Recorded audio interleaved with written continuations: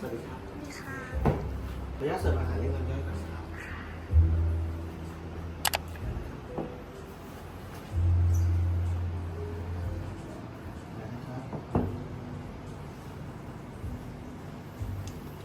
สำหรับอาหารเรียกน้ำย่อยวันนี้นะครับก็จะมีเป็นเมนูเรียกน้ำย่อยตามฤดูกาลนะครับเราจะเริ่มต้นกันที่อยู่ในถ้วยสี่เหลี่ยมนะครับวันนี้เป็นถ้วยที่ใส่สาหร่ายเป็นสาหร่ายทะเลดองนะครับชื่อว่าโมซุกุนะครับวันนี้เสิร์ฟในน้ำซุปที่เป็นน้ำซุปเปรี้ยวหวานนะครับชื่อว่าซันไบสึนะครับด้านบนจะท็อปปิ้งด้วยเอ็นหอยแล้วก็ดอกชิโซะนะครับถัดมานะครับมีหอย1ตัวอันนี้เป็นหอยชื่อว่าอิโซะซูบุไกนะครับเป็นหอยสายญี่ปุ่นต้มกับซีอิ๊วนะครับถัดมานะครับวันนี้เรามีเอ็นของปลามากุโระธรรมชาตินะครับจากโอกินาวานะครับวันนี้เรานำไปสโมกนะครับลมควันแล้วก็เสิร์ฟคู่กับมัสตาร์ดนะครับปลาหมึกหิ่งห้อยครับเป็นปลาหมึกตามฤดูกาลนะครับวันนี้เป็นปลาหมึกโฮตารุอิกะเรานำไปหมักในมิโซะนะครับแล้วก็เสิร์ฟในซอสที่เป็นซอสคิมิสึนะครับซอสไข่แดงกับมะม่วงน้ำดอกไม้นะครับซูชิเต้าหู้คลาสสิกนะครับชื่อว่าอิตาลีซูชินะครับถ้าเคยไปเที่ยวเกียวโตซูชิที่นี่จะห่อเต้าหู้นะครับที่ศาลเจ้าอินาริเนี่ยก็จะมีสุนัขจิ้งจอกที่เป็นเทพเจ้าเฝ้าอยู่ครับเขาก็จะนิยมเอาซูชิชนิดนี้ไปเป็นของที่จะเส้นไหว้นะครับสุดท้ายเลยจะมีมัชเมลโล่1ชิ้นเอาไว้ล้างปากนะครับเป็นมัชเมลโล่ที่ทำจากเหล้าบ๊วยนะครับกับไข่ขาว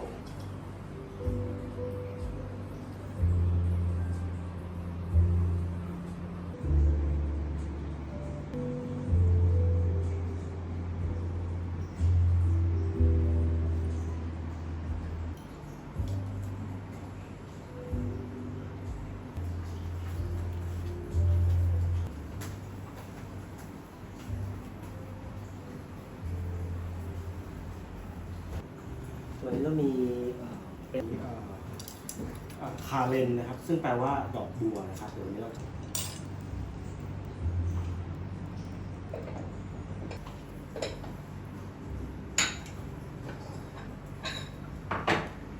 นั่งรอนะครับมันเป็น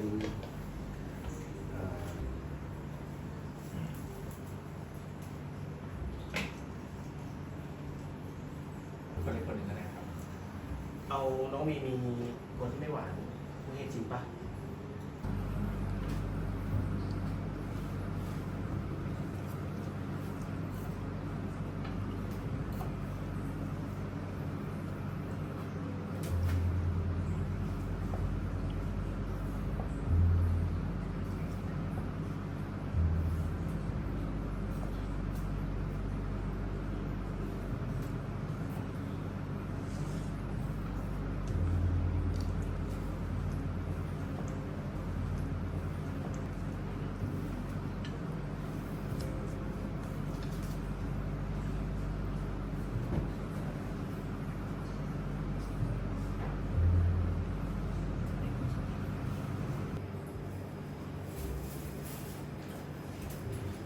คอนสึที่เรา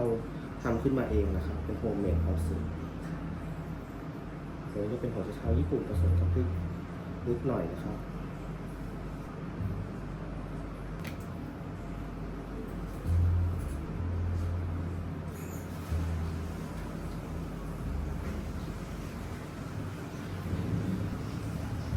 ยังแล้วครับแล้วนะครับ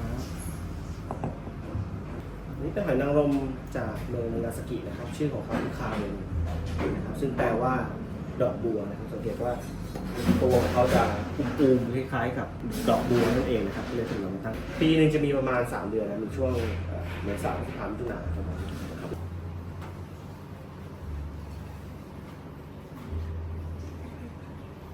เด่นเรื่องการผลิตข้าวนะครับ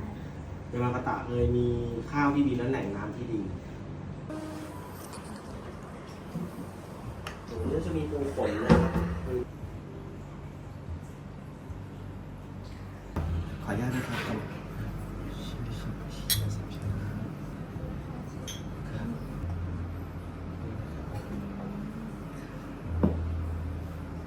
อันนี้เป็นมันปูของเขานะครับเดี๋ยวนี้จะย่างบนเตาแก๊สนะครับแล้วก็เดี๋ยวจะคลุมด้วยตัวฟอยล์นิดนึงแล้วก็จะย่างเสิร์ฟเป็นปูย่างกับมันปูแล้วก็น้ำมะนาวญี่ปุ่นนะครับ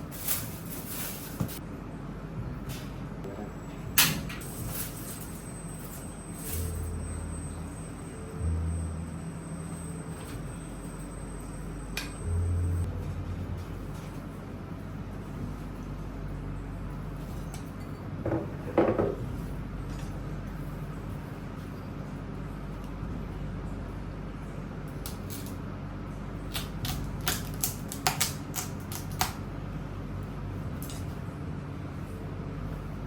นนี้เป็นเนื้อปูล้วนๆนะครับ ก็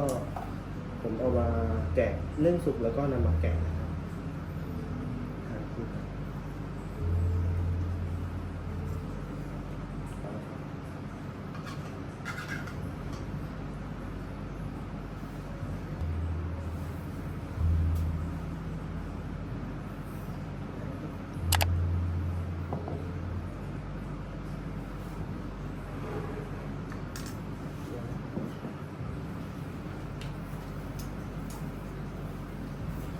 สำหรับจานนี้ผมแนะนำให้บีบมะนาวลงไปให้หมดนะครับ แล้วก็รับประทานคู่กันนะครับ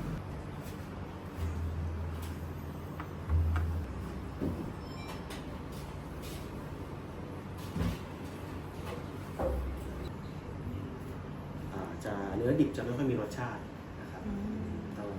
ต้องทำให้สุกก่อน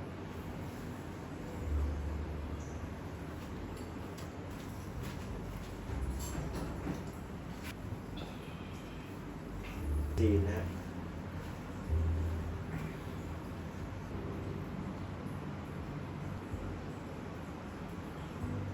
แล้วนะครับ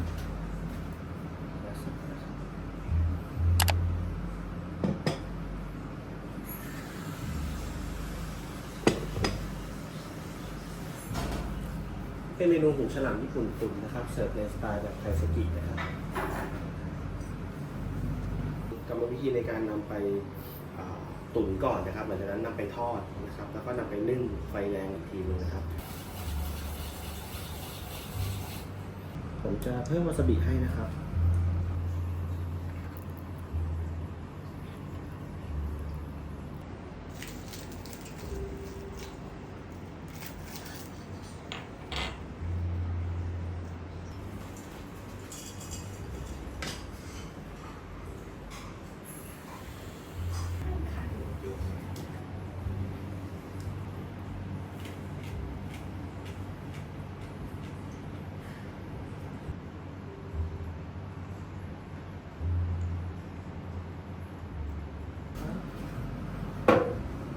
นี่เป็นเต่าหู้นะครับอันนี้เป็นเต่าหู้จากฮอกไกโดนะครับ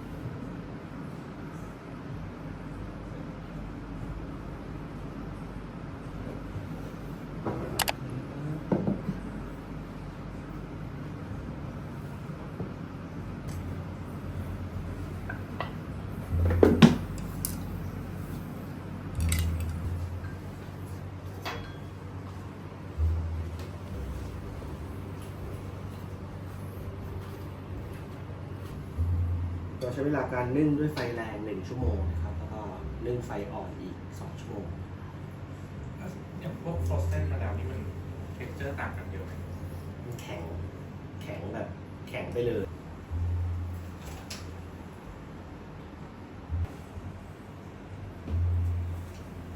จะได้ทานวันนี้นะครับ เราจะมีอีก1 รายการก็คือเป็นปลาไหลย่างหนังกรอบนะครับในตอนสุดท้ายเลยนะครับมีปลามากุโระธรรมชาติส่วนอากามิชูโทโระนะครับจากร้านยามายุกินะครับมีปลาอินทรีญี่ปุ่นลมควันนะครับโรโดคุโระนะครับปลาคอดำนะครับ มีปลาหมึกชิโรอิกะมามาไดธรรมชาติจากอาวาจินะครับปลาทูหางแข็งญี่ปุ่นหรือปลาอาจิกุ้งลายเสือคุรุมาอิบิแล้วก็หอยตัวนี้เป็นหอยปีกนกนะครับฮอกกี้ไก่ตัวนี้ยังไลฟ์อยู่นะครับ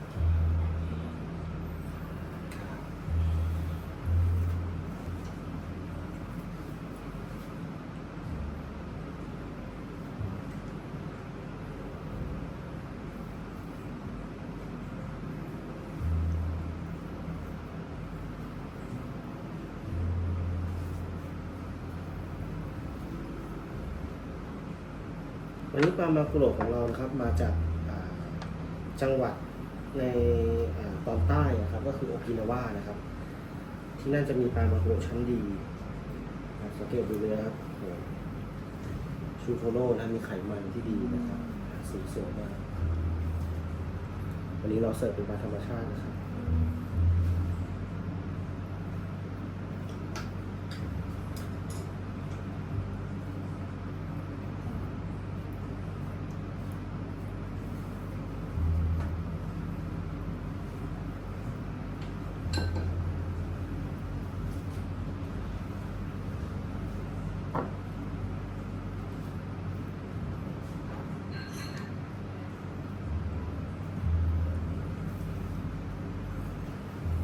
นี่โดกุโระนะครับปลาคอดำเป็นปลาที่ถูกจัดอยู่ในตระกูลปลากระพงน้ำลึกของญี่ปุ่นนะครับแล้วก็มีราคาที่ค่อนข้างสูงแล้วก็มีไขมันสูงวันนี้เราไม่ได้เสิร์ฟโอโทโร่นะครับก็จะเสิร์ฟเป็นโดกุโระที่มีไขมันสูงแทนนะตัวนี้เป็นปลาจับด้วยเบ็ดนะครับเนื้อจะกึบเลยเดี๋ยวเราลองทานดูเนื้อปกติแล้วมันจะนุ่มๆเนาะแต่ตัวนี้จะเนื้อกึบนะครับอันนี้คือปลาอะไรนะ อันนี้คือปลาอินทรีญี่ปุ่นครับหรือซาวาระทูน่าเอชใช่ไหม ทูน่าเราจะเอจแค่3 วันเนื่องจากว่าร้านในมายุกิเนี่ยปลาเขาจะเอจนานไม่ค่อยอร่อยต้องปลาเขาจะต้องสดๆแบบ3 วันเสิร์ฟเลยเพราะว่ารสชาติเฟเวอร์มันจะอยู่คงนะครับตัวนี้เป็นปลาอาจินะครับวันนี้มาจากคิวชูนะครับฟุกุโอกะนะครับหรือเกาะแถบนั้นก็จะมีวัตถุดิบทางทะเลที่ดีนะวันนี้เป็นปลาอาจิที่มีไขมันสูงมากตัว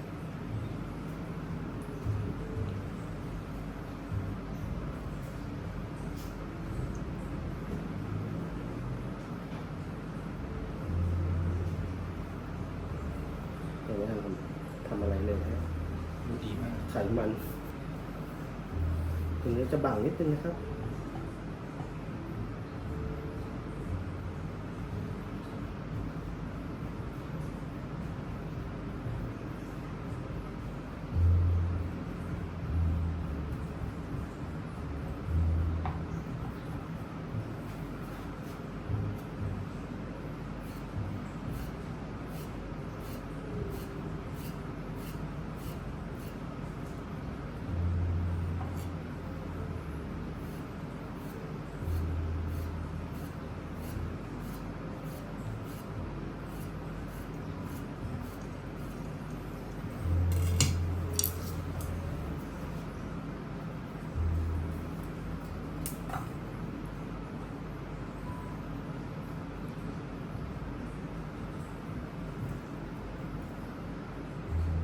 ผมจะต้มมาสุกแค่ประมาณไม่เกิน 60% นะครับเพราะว่ากุ้งลายเสือมันต้มสุกมากมันแข็งนะครับ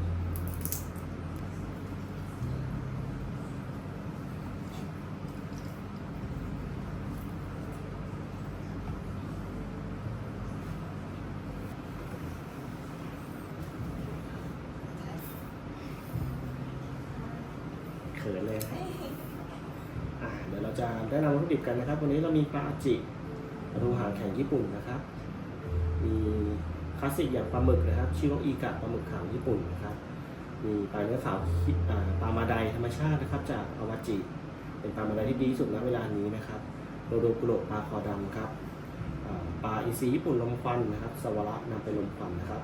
มากุโระส่วนอากามิกับส่วนชูโทโระจากโอกินาวานะครับเป็นปลาธรรมชาตินะครับกุ้งลายเสือคุรุมาเอบินะครับแล้วก็หอยฮอกกี้ไก่นะครับหลังจากนี้จะมีปลาไหลจะเริ่มเสิร์ฟซูชิข้าวขาวกันนะครับประมาณ2-3 คำนะครับเราจะทานเป็นซูชิข้าวแดง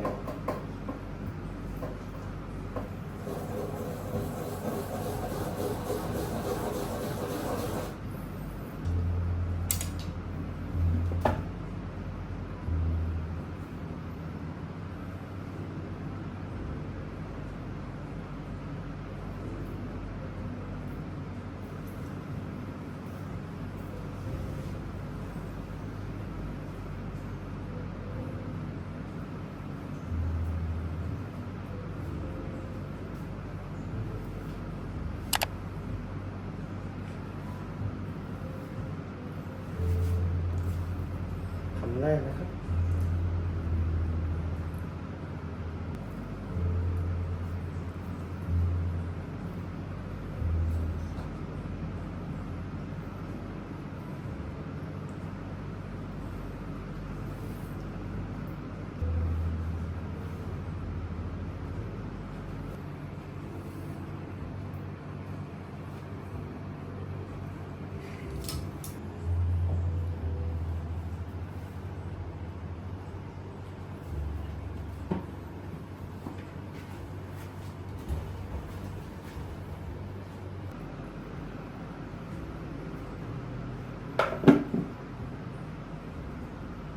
ต่อไปเป็นกุ้งลายเสือนะครับอุมะเอบิ ต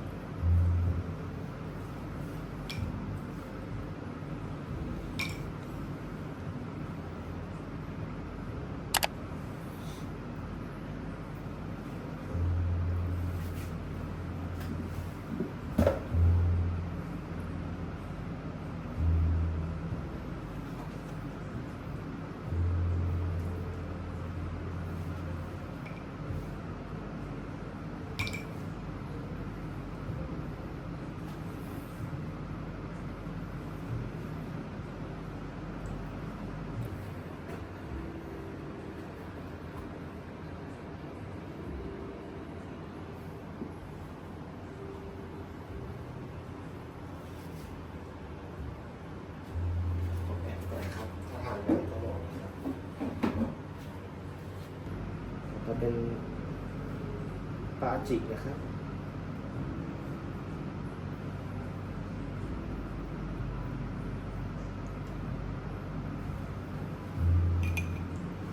โชยุเราจะใช้โชยุ2 แบบนะครับ ให้เข้ากับเนื้อปลา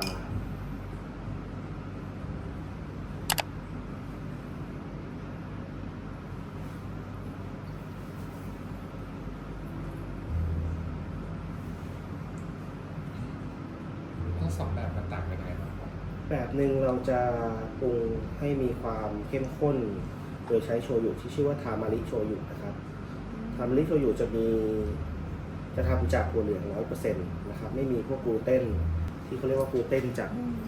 ข้าวสาลีแป้งสาลีนะครับใช่เพราะฉะนั้นเนี่ยโชยุประเภทนี้จะเข้มข้นและอูมามิสูงนะครับ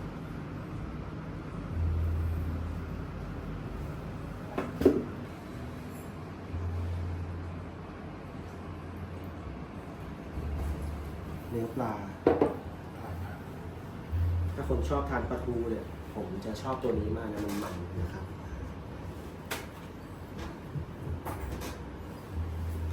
ปลาเนื้อขาวครับอีก1 ค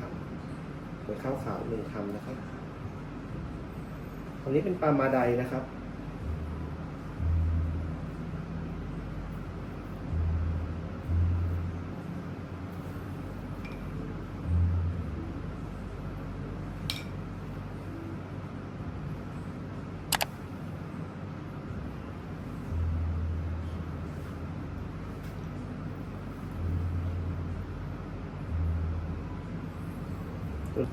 เกาะอาวาจิเนี่ยจะอยู่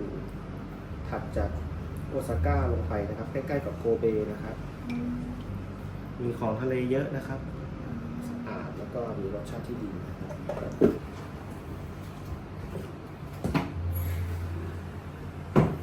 ปกติเขาเสิร์ฟแบบ กรอบๆหน่อยนะฮะ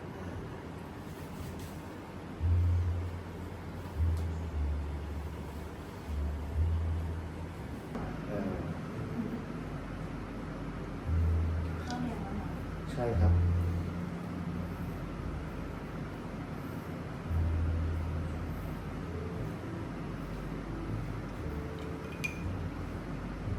ตรงนี้เป็นส่วนอากามิเทนมินะครับ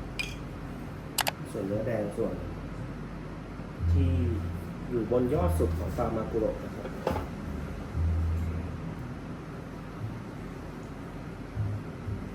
มันจะมีความนุ่มคล้ายๆกับเนื้อวัวส่วนเทนเดอร์ลอยเลยนะครับวันนี้เป็นมากุโระจากร้านยามายุกินะก็ถือว่าเป็นร้านที่ดังที่สุดร้านหนึ่งในประเทศญี่ปุ่นนะครับมีการแจ้งเชฟหน่อยว่าย่างปลาไหลได้เลย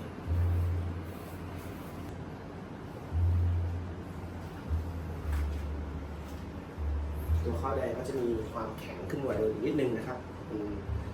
คาแรคเตอร์ของข้าวแดงที่ร้านเรานะครับ แล้วก็ให้คำเดียวครับ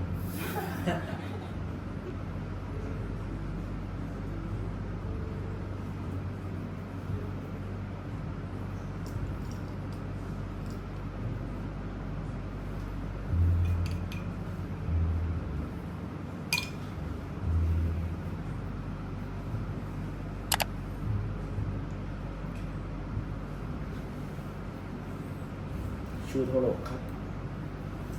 ส่วนมันปานกลางนะครับ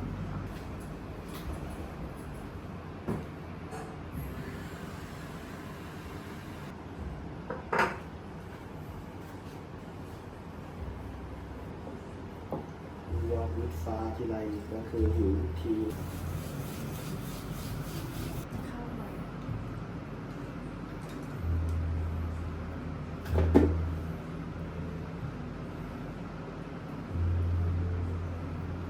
แต่ช่องจะเงียบๆหน่อยไม่ค่อยได้พูดเกี่ยวกับ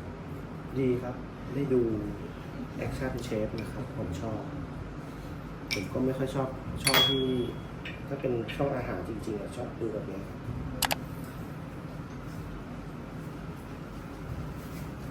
ปลาอินทรีญี่ปุ่นครับ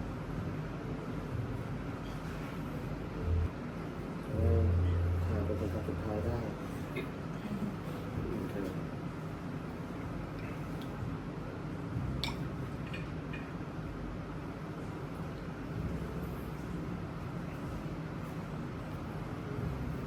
อันนี้ข้างบนคืออะไร ควันเนื้อมันก็จะนุ่มนะครับ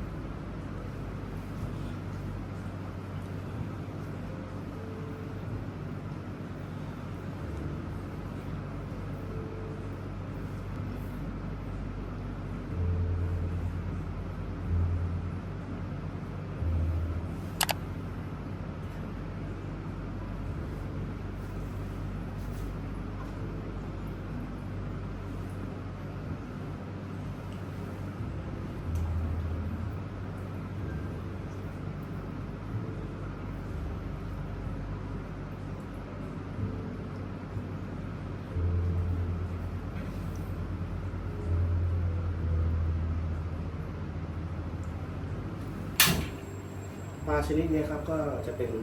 ชนิดที่ในยุคโบราณไม่ค่อยมีนะครับ ดีมาก ใช่เพราะว่าอย่างนี้ครับอยากให้เราสังเกตปลาที่มี texture กรึบๆหรือตึงๆหน่อยครับจะเป็นปลาที่จับด้วยเบ็ดแต่ถ้าเป็นปลาที่เนื้อนุ่มๆละลายๆบางทีเขาจะใช้ตัวลากมาเนื้อปลาเบ็ดเป็นถูกจัดเป็นปลาที่มีคุณภาพสูงที่สุดนะครับในญี่ปุ่น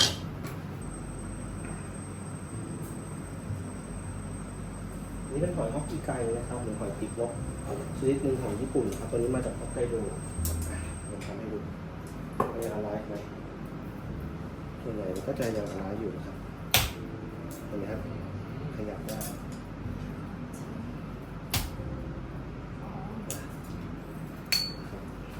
เซลล์ยังเป็นอยู่ครับแต่มันตายแล้ว ถ้าหอยที่คุณภาพไม่ดีเนี่ยก็จะไม่ขยับแหละจะหลับเลย หลับยาวไปเลย ต่อไปเป็นหอยปีกนกนะครับ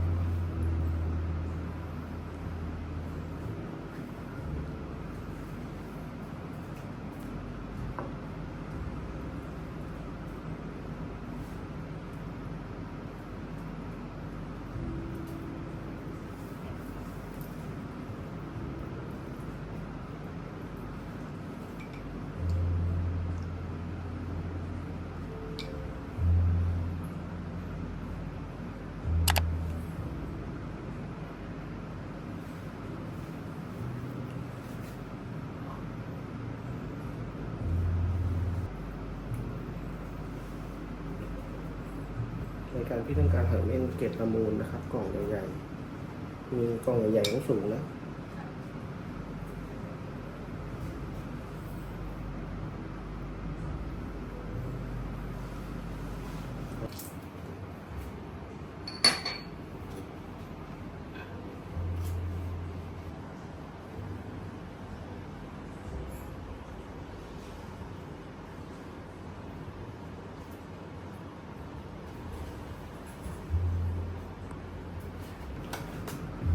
นี้เรามีหอยเม่นจากร้านทาชิบานะนะครับซัพพลายเออร์ที่เราใช้ก็จะเป็น Fish One เจ้าดีที่สุดในเมืองไทยตอนนี้ก็จะเป็น Fish One นะครับ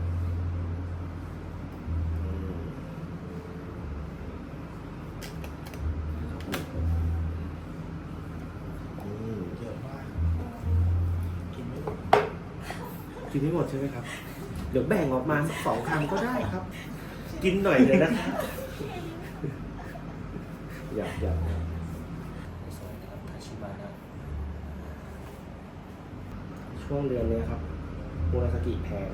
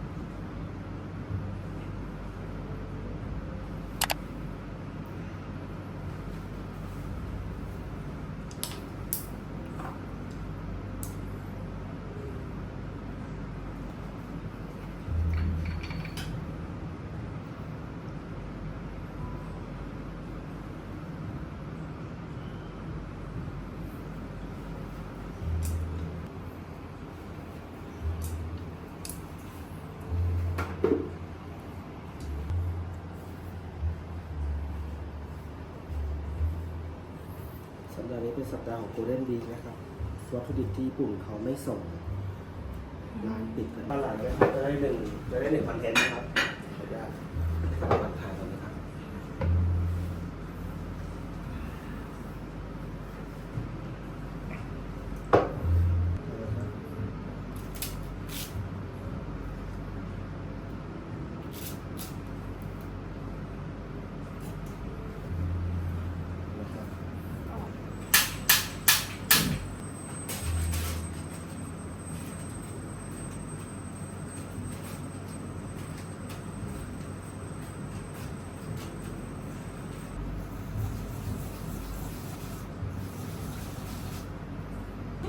เดี๋ยวเราทานดูนะครับ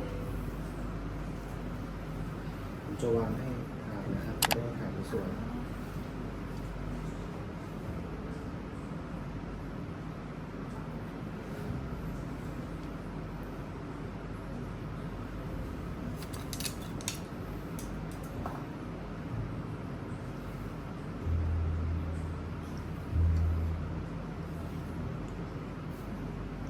นะครั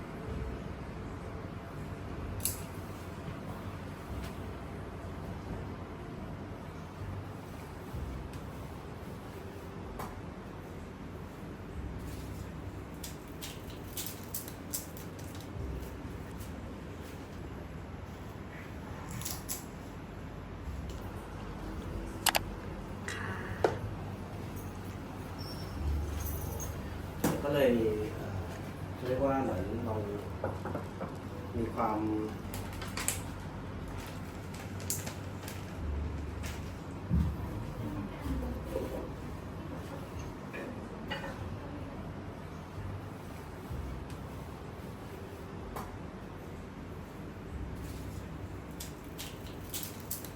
เราก็เปิดมาหลายปีอะครับ เชื่อว่าธุรกิจในร้านอาหารญี่ปุ่นในเมืองไทยจริงๆแล้วมันก็จะอยู่กันแค่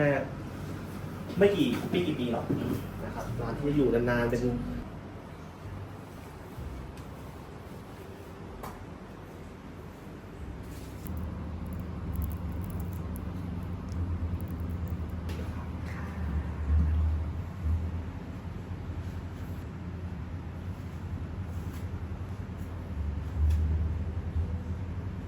นี่เขาจะกลายเป็นสีเขียวแล้วนะครับนี่ยังคงเป็นสีเหลืองจนถึงเดือนเมษายนนะครับอันนี้เป็นไอศครีมที่ทำจากน้ำส้มยูสุนะครับเราจะใช้เปลือกส่วนที่เป็นเนื้อนะครับ เราก็จะเอาไปคั้นในน้ำนะครับเสิร์ฟเป็น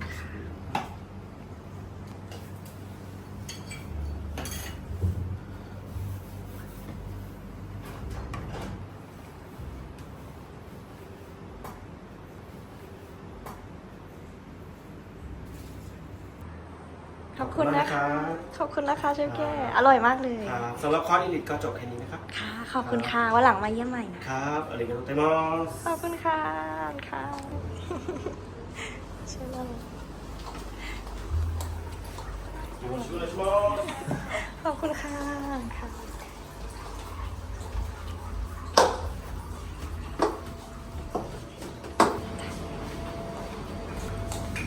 ขอบคุณมากค่ะค่ะ ขอบคุณนะคะเชฟ